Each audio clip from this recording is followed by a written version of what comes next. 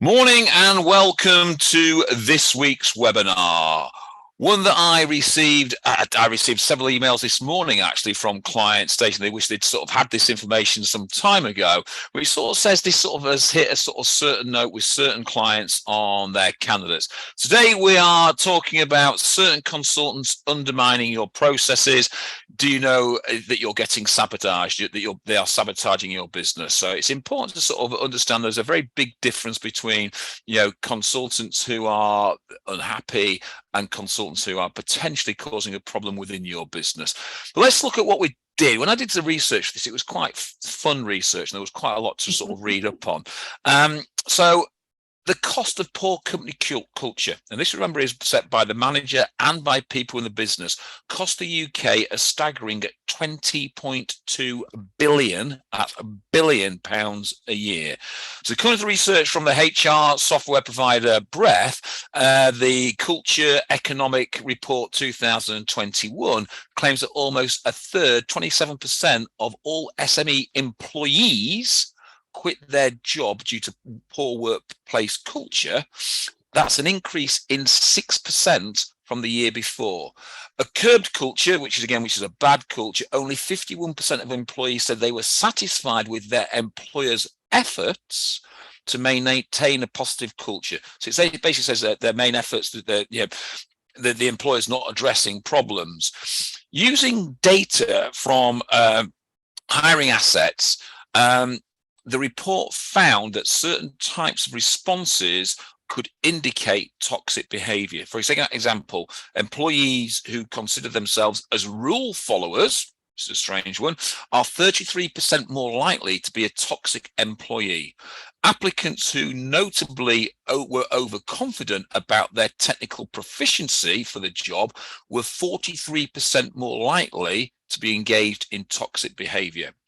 Surrounded by toxic employees, nearly half of employees will decrease their work effort and intentionally spend less time at work, while 25% of employees on the wrong end of incivility take out their frustrations on customers.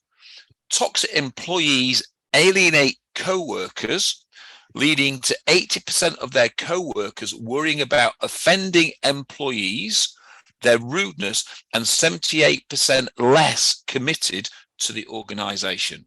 And when 63% of workers say they go out of their way to avoid an offending co-worker, that is the very nature that must have a negative impact on the bottom line of any company. So it sort of says, when we start to look at this negative employment area, and we look at toxic employees, they have a huge impact on your business. Today, we're joined by Heather. Heather has quite literally jumped off the REC webinar. She was doing an REC webinar literally 30 seconds ago, and I was panicking because no one was here, and I was thinking, who and what? I'm going to answer all these questions. But she's come and joined us, so thank you, Heather. Thank you very much. Yeah, I've still got a voice, Howard. I've still got a voice, and I've flipped my head from the subject I was talking about to the one we're going to be talking about. Good. So let's look at this then. So here's a question then. What do you class as sabotage or a sabotager from an employee's point of view? Good question. Good question. So for me, it's any kind of behavior that doesn't sit with the values of the organization. So, when we as business leaders, we set out to want to create a particular kind of organization, and toxic employees are the ones most typically, I think, where they seem to think they're still in the playground, and it isn't age related actually, because it happens across the board, but it's that kind of behavior that you really would expect to see in the playground, not in a workplace. And it's any behaviors that are contrary to the culture that you are trying to create, whether that's their own behavior or their interaction with others. And that's really what I see as sabotage, is those people who say one thing to you in a one-to-one meeting, but then undermine it when they get back onto the sales floor, and act contrary to the values of the business that that you're trying to create. It's interesting, isn't it? When I was starting to do the research for this, I started to look at certain points and started to look back over certain, issues that I'd had with businesses, etc. And I started to look at, where sabotage came from, and I started to look at employees, and I started to then read a number of articles about this, and it was quite interesting that this had the same sort of following sort of trend that I looked at. And it says you'll see people who sabotage your business in a number of type of employees, and I'm sure we've all seen these people: the slacker, yeah, the volcano, the martyr, the pessimist, the bully, the unhappy person, the incompetent, the egotist, the sociopath, the power seeker, the thin-skinned, I'm just an employee, I'm not going to do that. And then the rebel. Not in my job description. Yeah, not in my job description. And then the rebel. And it was quite interesting when I started to sort of look back over my career, how I'd sort of maybe come across all of these type of people, and all of them had had some form of detrimental effect in some way or form. And it was how you then start to look to deal with these people that start to help identify that there is an issue, and that toxicity becomes a bigger issue than it could have been if it had been addressed earlier. And I think this is when we start to think about, when we look at these type of people, obviously this is part of our recruitment process. We recruited these people, or they've come in here and they started to show these signs. It's how do we negate them? How do we look to change them to prevent them ever happening again? Yeah. And this is a question that we've been asked a lot, and I know that we're dealing with a certain client at the moment, aren't we, Heather, who's got one client who is a one consultant who's performing really, really well, but they're actually sabotaging the business. And so the question is, why do we wait so long to avoid dealing with these people who are destructive in our businesses?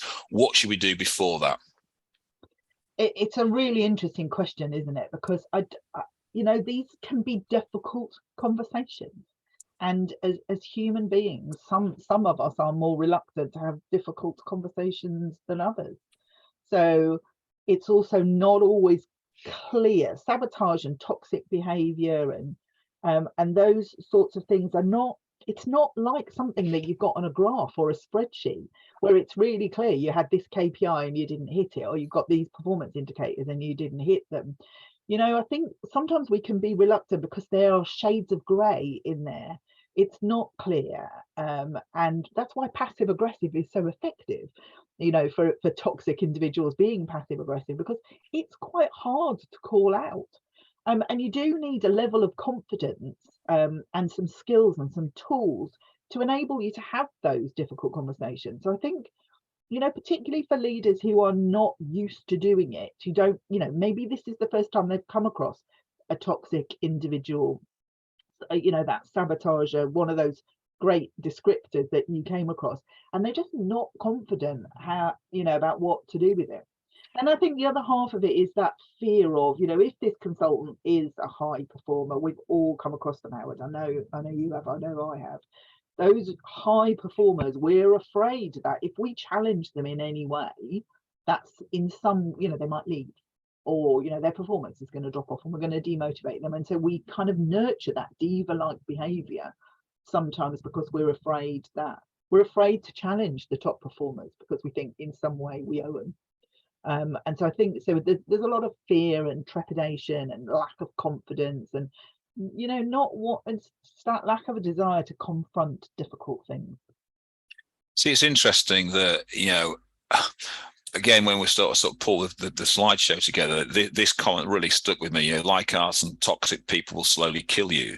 They'll kill your positive spirit and play with your mind and emotions. The only cure is to let them go. But I think we've got to think about, before we start to get to let them go, what are they doing? Why are they killing this positive here? And I think what you've said there is absolutely right. That fear of upsetting them is really, critical to lots of people. And I think sometimes that fear of addressing it and going, oh, I didn't quite like what they said there, or that was a bit untoward to somebody else, but then letting it slide and sweeping it under the carpet thinking it's only a one-off.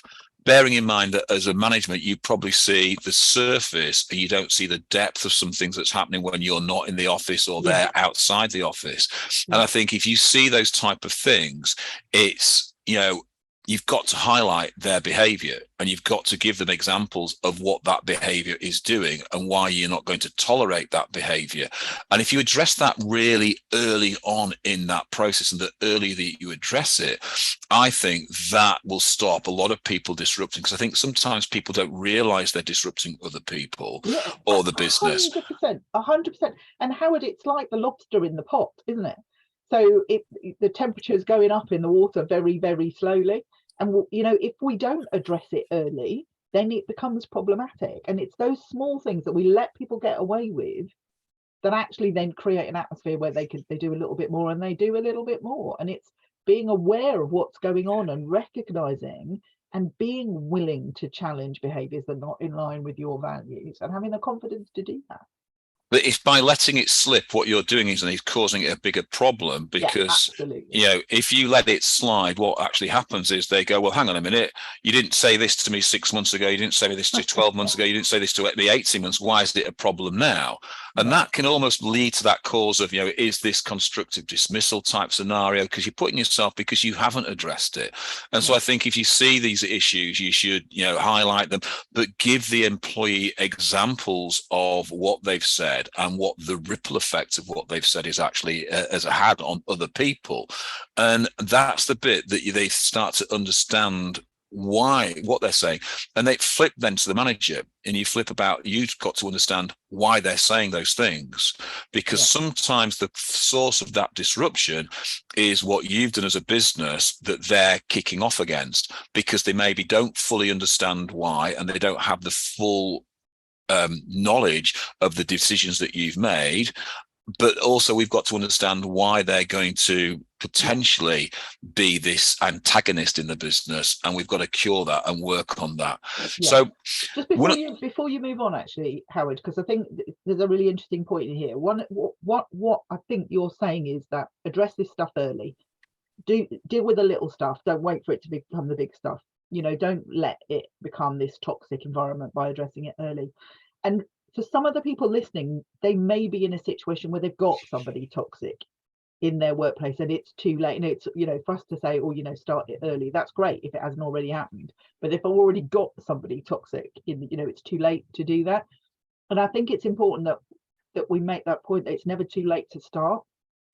No. And I think it's okay, even if you have let stuff slide and you've got a problem, don't be afraid to address it. Yeah. And I think I was going to say, I think and that's just put in the chat box. Often these toxic people have no self-awareness of the impact they are having.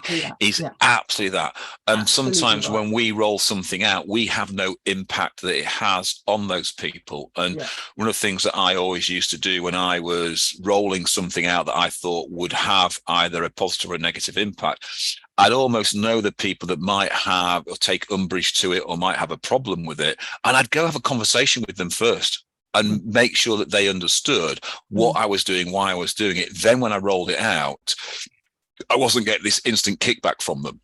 But I'd also get their feedback, early feedback, because that might mean I might have to tailor certain little bits of that communication to actually say, okay, I can understand why that would be. Let's change that bit. And I think sometimes my own self-awareness was lacking on things that I'd rolled out, and that had the ripple effect of causing a toxic problem. But also I had to understand which those toxic people are and then how to address them. But we'll come back to that. And for leaders of the business, they have to empower their managers to do that too. So they have to be, have an agreed set of values and behaviors, and that managers have got permission to challenge that stuff. And we'll come back to that with some of the other questions. But here's a question that I've been asked by clients. I've been asked an awful lot over the last 18 months. And this really is, I've been seeing in some of the literature that I read today or yesterday, this is, they think is going to become a 10-year problem. So how can you support employees with physical or mental health issues without creating a free-for-all on taking time off? And, I see so often people worry about this. And, pretty much every management training program I get managers who are really worried about this, and they don't know when it's real and when it's not real, and when they should say yes to requests for time off and when they shouldn't. And if I say yes, it's going to escalate. And for me, the answer, with a lot of years of experience of dealing with these sorts of things, is the key to this is attention to detail. Yeah, it's attention to detail. So the only time absence for any physical or mental issue becomes problematic is when people stop paying attention to it. So one of the things I think every organization should have in place is consistent return to work meetings. So every time somebody is off for any reason, there's a conversation with their line manager when they're back at work the next day. And I've seen it work so many times. If somebody is off sick or off with a hangover or off late, whatever reason it is they're off, and they just come back to work and nobody says anything, it just becomes really easy to do. And so next time they wake up and they can't be asked to come to work, they'll just call in sick again because they just have a day off sick and nobody pays any attention to it. But if they have to have a conversation with their manager, a nice, pleasant, supportive conversation with their manager the next time, it just makes it's that nudge behavior stuff. It makes them less likely to choose to take a day off when they don't really need one. And that's what we're trying to do. We all want to support people who genuinely need time off because they have a physical or mental health issue. But you almost cure the problematic stuff with kindness. So you're super supportive afterwards when they come back, and you talking to them about their problems and their concerns and what they're doing with it in a supportive way. And it just makes them less likely to take the mickey with a day off when they don't deserve it. There's just something about the way the human brain works, and paying attention to this stuff in detail every single time massively reduces people taking days off. You don't get a free-for-all, and then you can provide the level of support that people need for their mental health. And people with anxiety and depression will need days off, and will need that support. So let's push that question a little bit further. I've got a couple of clients who have got people who have now, one has actually moved on, and one has got an employee who is, claiming a large number of ailments. What can you do to really take that to the next level to potentially try out them that they are, inverted commas, faking some of these things, to then push it the other way to truly support them? So one of the things that I've been told, and whether it's right or wrong, is that by rights that I could ask to write to their doctor to help get a back to work remedy sort of solved, and then an in-work policy to help them with their issues. What happens if that's right? You can do that. What happens if they refuse that help, etc.? And you're trying to be nice to them, and you're giving all this opportunity. What happens if they refuse that and then carry on the same, habits and the same processes that they're claiming mental health, physical health issues, etc.? Okay, so first thing is you should definitely have something about this in either your contract of employment or any kind of absence policies that you've got. So have something in those policies, and if you've not got it in there now, you can add it in. It's difficult to add to the contract, but you can definitely add it to your policies, that says that you have the right to consult with somebody's medical professionals, and that you reserve the right to do that. So make sure that's in your policies. But even if you haven't got that in your policies, it's much better if you do. There's something called the Access to Medical Reports Act. So as long as you're complying with that piece of legislation, you can write to an employee's GP or consultant if they're under the hospital and ask specific questions about the condition, the length of time it's likely to last, and any support that you might need to provide them to facilitate their ongoing work or their integration back into the workplace. Heather, just 2 seconds. Someone's ringing my doorbell, and I know someone next door's really ill. Well, I'll carry talking while you go and do that. I'll be back in 2 seconds. Yeah. Okay. So the Access to Medical Reports Act governs what you can and can't do as an employer in writing to that. So you have to tell people about, I can help you with this, so please get in touch and I'll help you if anybody's got a specific case about it. But basically, you have to inform them of their rights, and they have the right to see the report before the doctor gives it to you. But effectively, they can't prevent you from doing. I've never had anybody refuse access to medical reports and writing to a GP.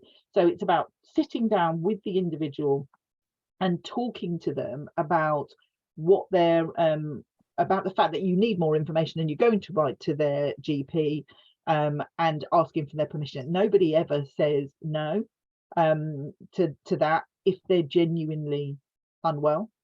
Now, the people who are taking the mickey, that then forces the issue. And so in that situation, you're all back. Well done, Howard. Back, yes. It was a lovely hospital person picking up my next door neighbour who's fallen and broken a hip, I think she's done, and she can't get down the stairs, so she asked me, could I let somebody in? Oh, bless her. So what I was saying, Howard, is that nobody ever says no if they're genuinely ill, and if they do say no, right, you're then in a position to challenge them. I've, in 20 years of doing this, never had anybody say no to a request to do it, but they do have the right to see the report before the doctor gives it to you. As soon as you start suggesting that you're going to put things in writing and talk to their GPs, you either get massive improvement in their attendance or they leave your business. So here's a question. Lawrence Farmer's just asked a question.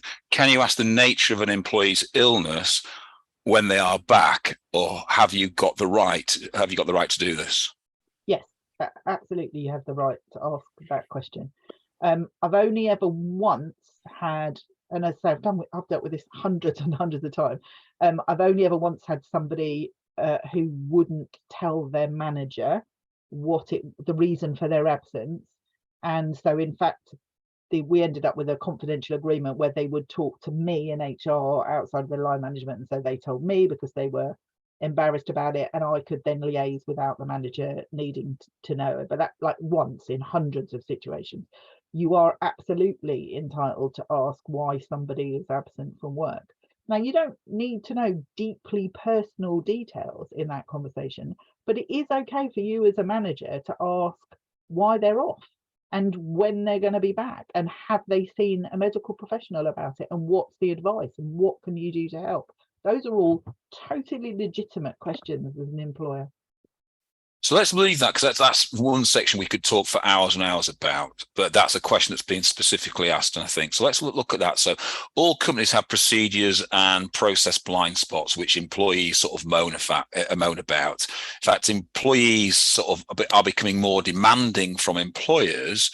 So the question is, how do you identify a blind spot which might cause the symptoms of employees' disrest, adding to the constant rumor mill that's going around, and then it becomes the catalyst for someone to be able to actually sabotage your business. So how do you spot procedure blind spots or process blind spots?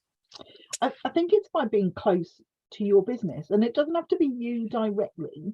It's by having managers who are trained to do their jobs well, and to manage well. So it's making sure that managers are having conversations with their teams that aren't just about their performance, that aren't just about their KPIs and their targets and but they're actually genuinely asking individuals, how are you feeling at work?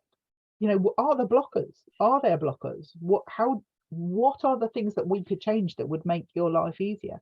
And having those open conversations with people on a regular basis, so that you do spot those blind spots, they stop being blind spots. So you are talking to your managers about things regularly, your managers are talking to their teams regularly, and getting feedback on how things are going. What's the one thing we could change this month that would make your life easier?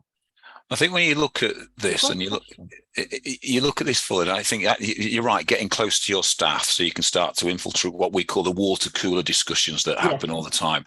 But when you start to see some of these situations, you suddenly start to see people having quiet conversations in quiet corners, or people that don't normally go on lunch together suddenly are all going on lunch together, and you start to see there are certain things happening. And it's then how you can then, get the confidence of one or all of those people to have a conversation with you, which then might link back to what that blind spot is and what potentially one employee is moaning about, which should be causing a problem, or what lots of employees are moaning about, which are becoming a problem. And I think it's being that, having that, you talk about attention to detail on certain things. I think it's that having attention to detail within your business to spot those sort of activities, and then how you act on those activities. You can't be sort of like the bull in the china shop and sort of going, what everyone's going on lunch, what's going on? Yeah, you've got to sort of take it quietly and get people's confidence. And it was interesting that Marcus what's his surname? Marcus Coffingham was talking about it in one of his management books about the pyramid or the mountain that everyone climbs. And the part of the mountain is, the first part is training and development. Then can the consultant do 100% what they're being employed to do by themselves? Do they then feel valued in the business? The next one, which was the interesting one, this is the bit I think it really comes into, is have they got a friend at work where they can offload things onto? And what you tend to find is that people start to offload these things, and sometimes it comes back to the manager and you can cure it, etc., etc. But sometimes it gets to one of those people that we were talking about right in the first question. It gets to the incompetent, who then they jump on the bandwagon and make it 3 times as worse, etc., etc. It then gets the bully, they stick their oar into it, etc. And it suddenly escalates from being a minuscule problem to a huge problem. And it's all by the way the people have been communicating about it, but we haven't spotted that people are actually talking about those things. And I think people have got to understand that there are blind spots that businesses have, that employees take advantage of, moan about, and then start to move. So let's look at another question then that has been asked numerous times, I'm sure, on every meeting that we go on. Demanding or expecting working from home, work from anywhere, 4-day week are all part of classed, what I'm thinking now is entitled employees. They're entitled to these things. So someone who thinks they should be entitled to something within the business is not offering, but they think they should be getting. Are these employees entitled to ask for work from home, or is it now just part of the new world which we should have to accommodate? That's such a complicated question, Howard, isn't it? Good. I like complex on a Wednesday afternoon. It's a hugely complicated question.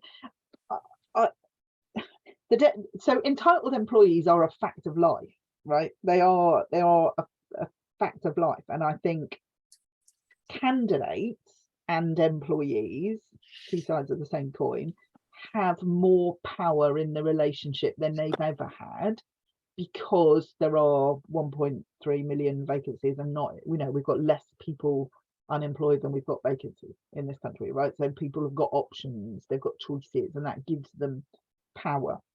But I think it can be really destructive to think about the relationship with our teams in that way.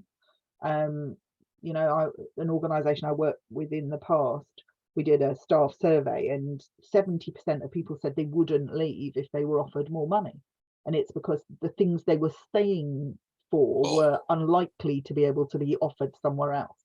So I think it's making sure that, and they are things like feeling valued, feeling that they have a career progression, feeling that people are interested in them personally, feeling that they get development and opportunity, and are managed and led well. So there are loads of intangible things that actually become really tangible. So the piece about remote working from home, flexible working, I do think they are part of the world of work. And no, you don't have to accommodate them. There's nothing that says you have to do it, but I think you would have to question, why are you not accommodating them?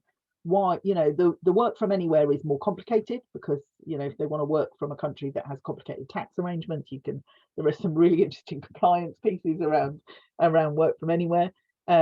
If they want to work abroad, but the ability to work flexibly, to choose their own hours, that's about trust. It's about the way you set things up, it's about culture. So I think you have to question why. If you've got a good reason why you only want people who work 5-day weeks and you can't accommodate people who work 4 days, say no. But think about why. Think about it. Have a good conversation. Talk to people about what it is they're asking for. And the world has become more flexible. There are way more organizations who are successfully setting up where people aren't in the office every day, where people are in control. And certainly in the organization I worked for during the pandemic, we saw productivity go up, not go down. When we released people and trusted them to get on and choose their own hours, people worked longer hours and were more productive. Well, I think I've talked about this in the past when in a business that I own and ran, when I gave them unlimited holidays and, work the hours that you wish to work. People came into the office and worked longer and took less holidays. Yeah. But I think it's all about having the to earn the right to do that. But also you as the business have to live by your company policies, which is what you're saying there. You have to have a good reason why your company policies. So, I always think you can't create a culture though that has one rule for one and one rule for another. And that's a bit where the likes of the bully, the sociopath, the unhappy employee have their field day, because once they start to see that there is one rule for one and not for another, that's when they start to chip hugely at the fabric of the business, and those little chips become huge, and they affect the foundations of the business and how the business is built. And so I think what we're talking about is, these things are all down to communication, and that critical communication so people actually understand. And it's essential that all employees understand what's expected of them, and that goes down to what's in their contract of employment, but what might be expected from them outside of that contract that is the norm to be a successful recruiter. And so you've got those people that, they'll come to work at, 1 second to 9, they'll leave at, 5:30 and 1 second. We all see those type of people because that's there in their contract. And it's then looking at what else you have to do, what's the expectation and things like that. And I think that's all about the communication that we have with our employees that then prevents this type of behavior that then nips in the bud that toxic culture starting to be created, because they understand where it is and not. But to me, it's about how we do that. And that's about the perception of things. It's about the perception of the employer and the perception of the employee on what's been rolled out. Because I might have the perception it's brilliant and they've got the perception it's poor. And it's their perception that really counts. And it's how you address that. So here's the question. We both experienced employees behaviors, holding other employees back or throwing other employees under the bus, or even clients under the bus. How do we prevent this? What do we do to prevent this type of behavior where you've got employees that are just blaming everybody else and on for certain things? I think this comes back right to the question we talked about at the beginning about why people don't address these sorts of things. Howard, you have to address this stuff early on. So I don't think we should ever be afraid to call out behavior that doesn't sit with our values. If you have got to make exceptions for people, have a good reason for it and be transparent about it. Talk openly about the behaviors you expect and that you don't want to see. Talk about it in recruitment. So when you're hiring people into the business, use some examples of this sort of thing and try to get some idea of what's been the playground behaviors before they join you. So I think you hire people who don't behave like this, and then you call it out if sort of one sneaks in through your recruitment process and you end up with them. You call the behavior out. Don't be afraid to call it out and be transparent about you. I mean, we get arguments in recruitment all the time, don't we, about sharing commissions and clients and candidates and all that kind of stuff. When you make decisions, be transparent about your decisions. Be open, listen. See, it's interesting when we talk about it in that situation. I remember a certain situation where I inherited an office in London with about 40 consultants in. And I know there was one consultant who was, a big influence in the office, a big bully in the office. And it was interesting. I'd had lots of conversations with this person over an 18-month period. And it got to the point where, he was really being forceful. But what was interesting was once you outed him in front of his minions, it was really interesting. And I remember we rolled out a commission structure the year before, and he'd had a long conversation, a long rant in the actual open office about this. And so I sat down with him and showed him how to work the commission structure and how to do it. And he did completely the opposite. And I knew he might kick off in the following year. So the following year, when we rolled it out, I had all the stats there in front of me. And sure enough, in that meeting, in front of the whole office, he rang up and said, last year you told me this, and it didn't work.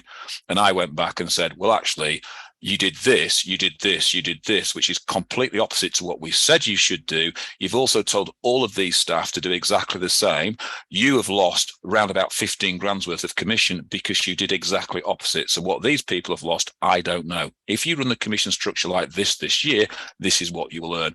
And it was really interesting watching suddenly his power and influence dissolve, because in front of everybody, he'd been completely outed, but using facts and figures of what was going on. And he had nowhere to turn, and he was really disgruntled by it. And it wasn't that. And then I took him to one side and had a long conversation with him, and he suddenly understood what we were talking about. But it taking 18 months of knocking on his head to understand that, there are different ways of doing things. And again, it was all about communication and understanding this person. And I knew it was going to happen. And so maybe not the most nicest thing to do for the person, but for the business, it was absolutely right, because other people then stopped following his advice and would come and ask, what should we do with hearing this? And then I knew what was going on, because the weaker people come and tell me, we're hearing this, we're hearing this, we're hearing this.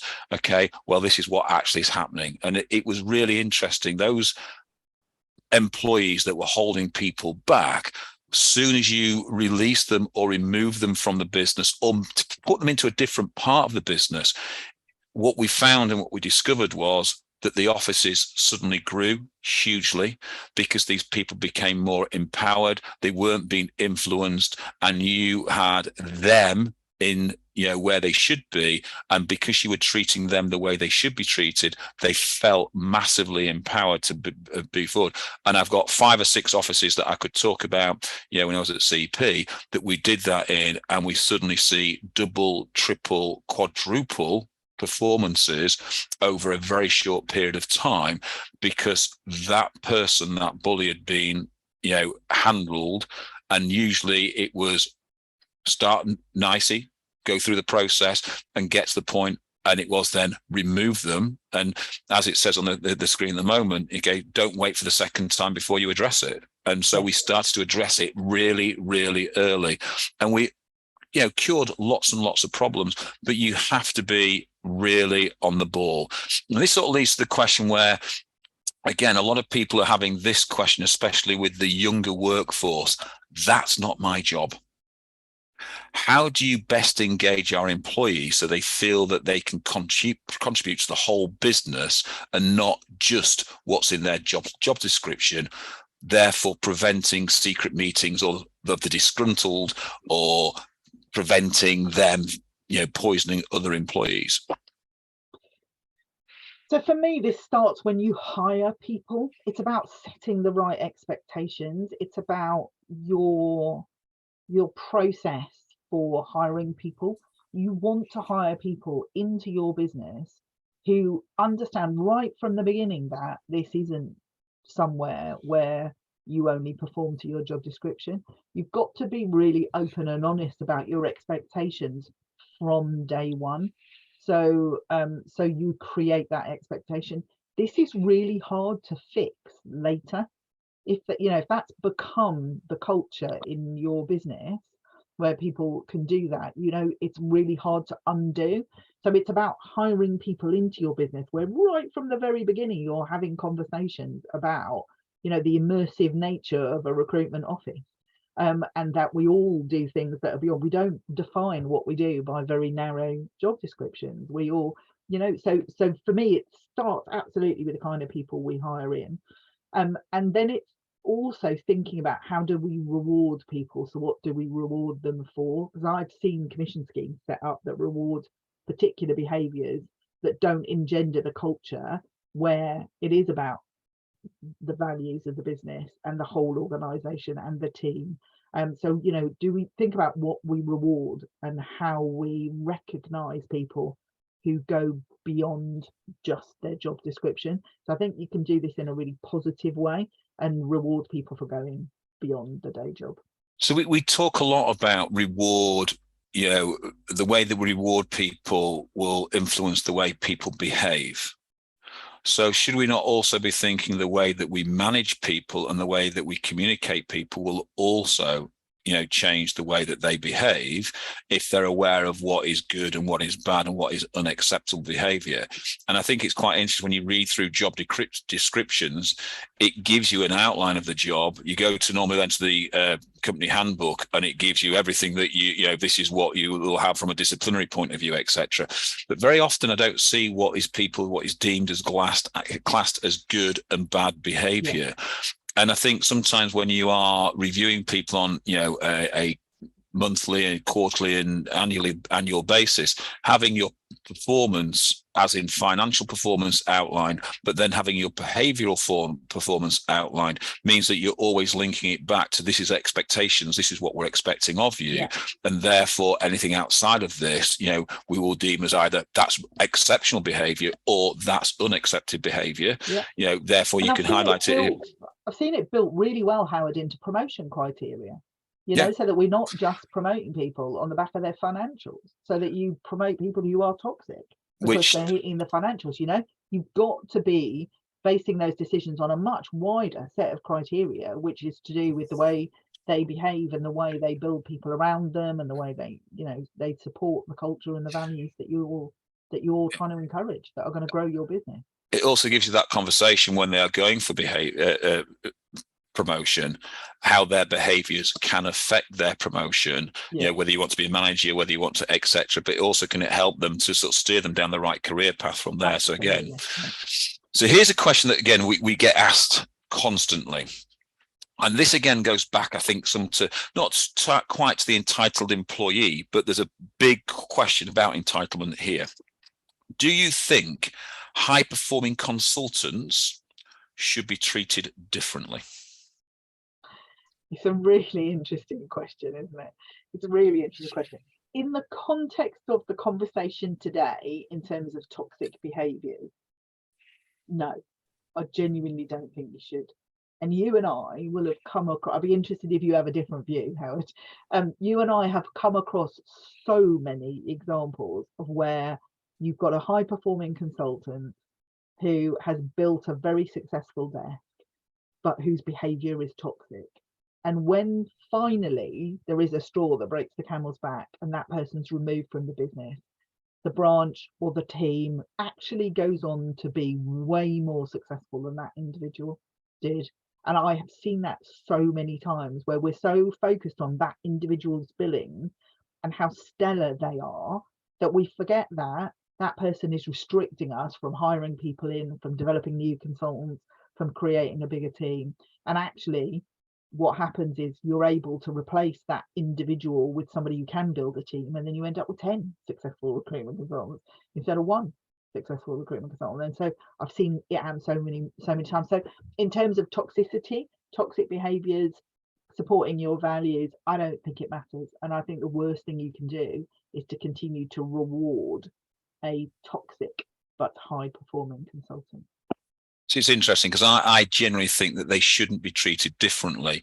Yes, they will have a bigger leeway on what you're doing, but they shouldn't be treated differently. And I'll give you a prime example. Just as lockdown, I think it was probably 3 or 4 months into lockdown, one of my clients rang me and said, look, one of their 2 top performing managers, she said she's really angry. They were really being disruptive in the business, causing all sorts of problems. And we were talking about how to remove them from the business and what we should do. And then she rang me up one night and said, you'll never believe it. Candidate A has just walked in and handed her notice in. I said, oh, great. And but I'm really worried because she's threatening to take all her team with her. So I said, okay. So I suggest what you do is take her out of the office, remove her from the office instantly, and then go sit down with her team and have a conversation with her team. So she went down and sat with her team, and she came back and said, oh my God, I can't believe how much they dislike her. how much they hated her, how much bullying was going on, and how much they were being held back. Yeah. And And all none of of a them sudden, would go with that and person. and all of a sudden, none's going with her. And I said, right, okay. So now we've got to sort of have a conversation with the second person to see what happens there. Yeah. So she said, right, okay, we'll do that. Okay. So I said, give me a call tomorrow morning. Let's see what's going on. Tomorrow morning comes, the call comes through. She said, oh my God, you wouldn't believe it.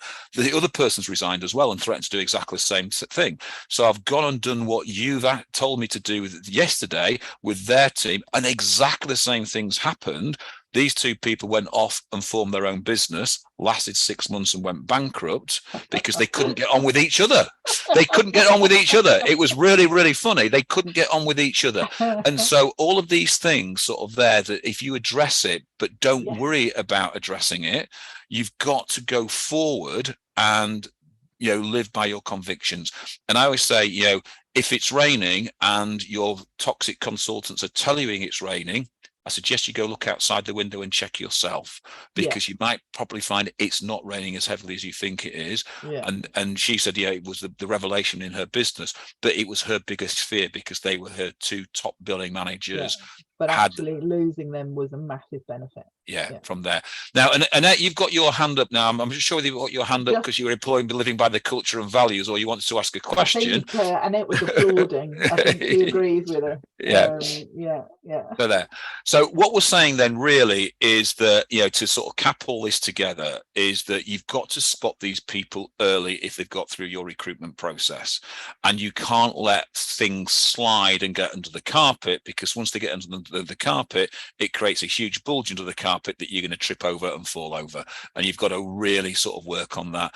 And it's all about your communication, making people thoroughly understand what's there, but not allowing these people to take a grip or get a hold in the business. The closer you are to your staff, the more you can potentially spot these issues happening and then deal with these issues. And I say it's all about then how you communicate and what you put from a contractual point of view, and where people understand what's expected of them to drive the business forward. Anything you think I've missed there?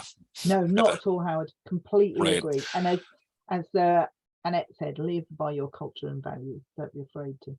Indeed. So it's always an interesting conversation. It's always a hard conversation to have from an employer to an employee point of view. But I think you've got to stand up and have those conversations to protect the business on the long term and work from there. So thanks for joining us. Next week, we have a completely new set of webinars. We've got 3 rather than 4, because in the middle of it is the expo, which we're in Birmingham.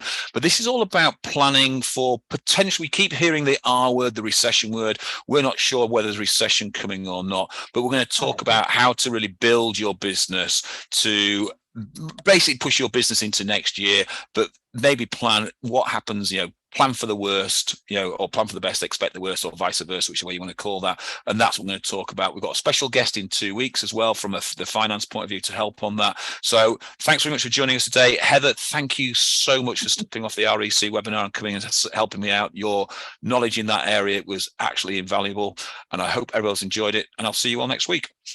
Bye.